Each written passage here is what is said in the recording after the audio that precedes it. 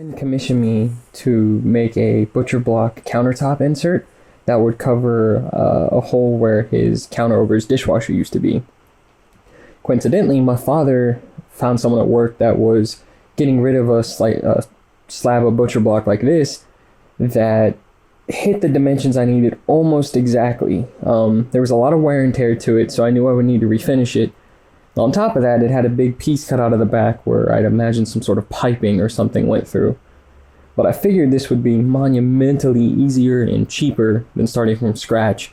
That way I could kind of keep the cost low for my friend, because I like to keep prices low for everyone I can.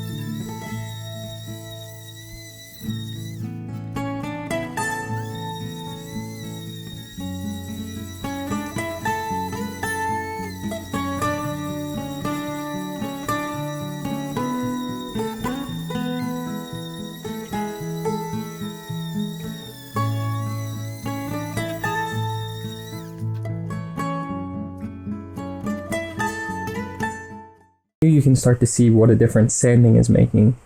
I unfortunately ran out of sanding pads and it was midnight, so I wasn't able to go to Home Depot. So I just started sanding it by hand.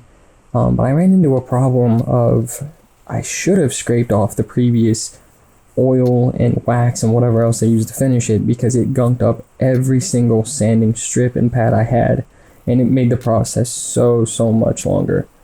Next time I'll probably end up using some sort of scraper, either a cabinet scraper or like a drywall knife type thing, to hopefully get a lot of that gunk off to where it'll make sanding it a lot easier.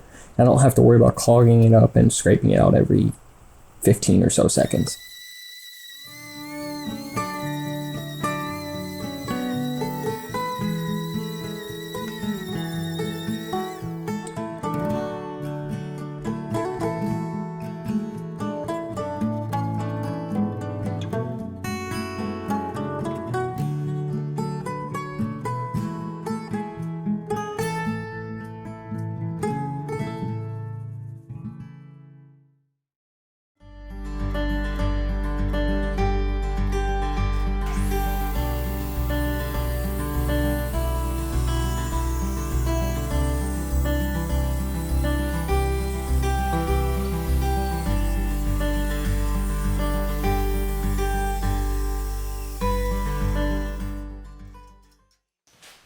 After cutting off that decorative edge that had been routed on, I noticed that one of the strips started to become delaminated.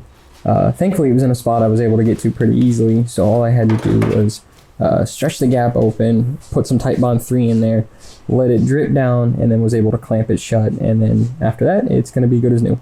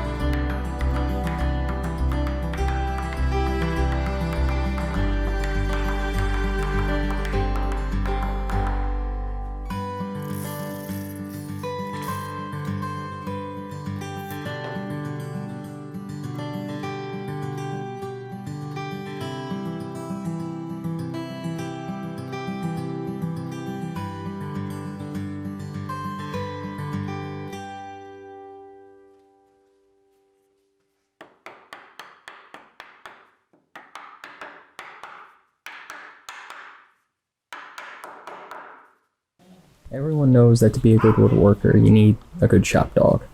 I have two, so hopefully it'll make me twice the woodworker. But so far, I doubt it.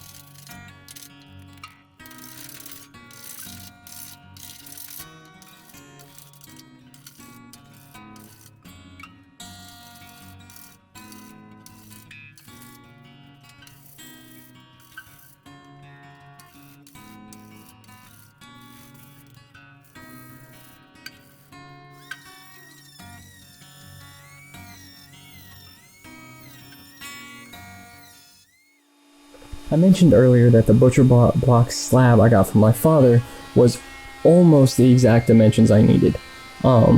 It was just a hair small, and then when I had to cut off the decorative edge on the table saw, it made it that much more smaller.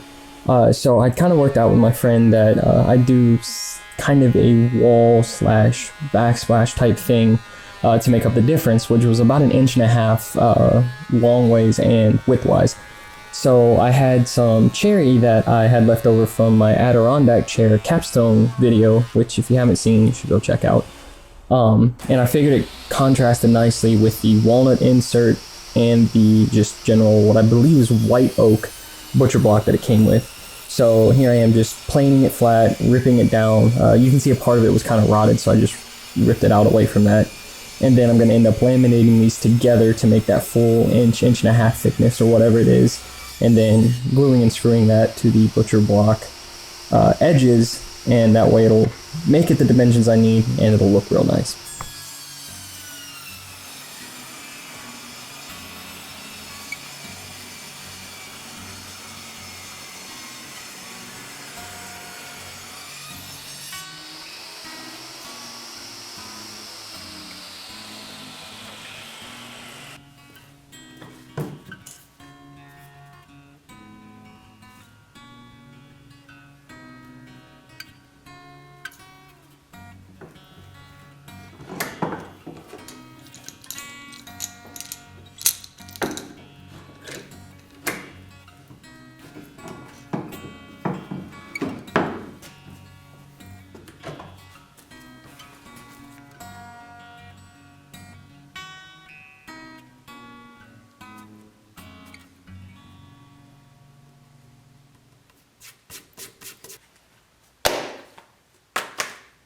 So the sanding I had done earlier in the video was pretty much all 80 and maybe 120 grit sanding, and it was just kind of get the big scratches out, that previous gunk off of it, just general prep sanding. And here I was going to do the finish sanding, which was I think from 120 all the way up to 400 grit, and then I'd put the final wax oil combo on it. And this was actually a lot easier now that I'd removed all the gunk, because the pads didn't get clogged up at all, and I maybe used 1 or 2 pads total.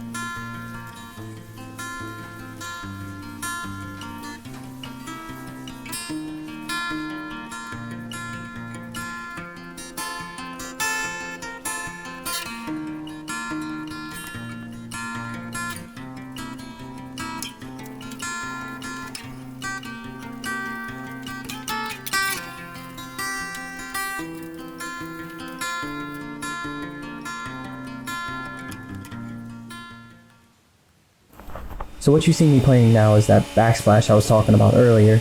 I'm just kind of cleaning up the lamination points and making sure it's all nice and square and flat and pretty and whatnot.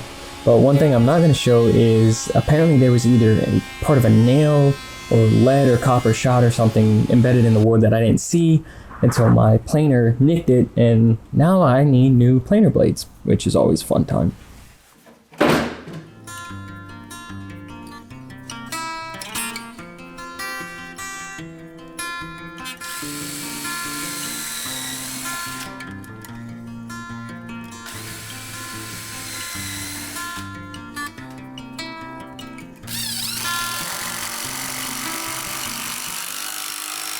Earlier I mentioned that part of the cherry had a little bit of rot in it, and so I was just going to cut around it on the table saw when I ripped the size.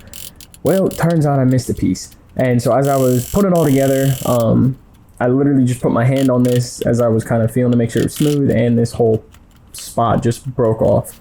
Luckily, I still had the same walnut that I used to fill in the other gap, so I figured why not use that to fill in this little chunk that I kind of chiseled out and made roughly rectangular. This is going to be pressed against the wall because it's mounted in a corner of his kitchen, so I wasn't worried about how the backside looked. I just wanted to make sure the top was nice and flush with everything else, and weirdly enough, I kind of like the contrast anyway, so it's one of those Bob Ross moments where there are no mistakes, just happy accidents.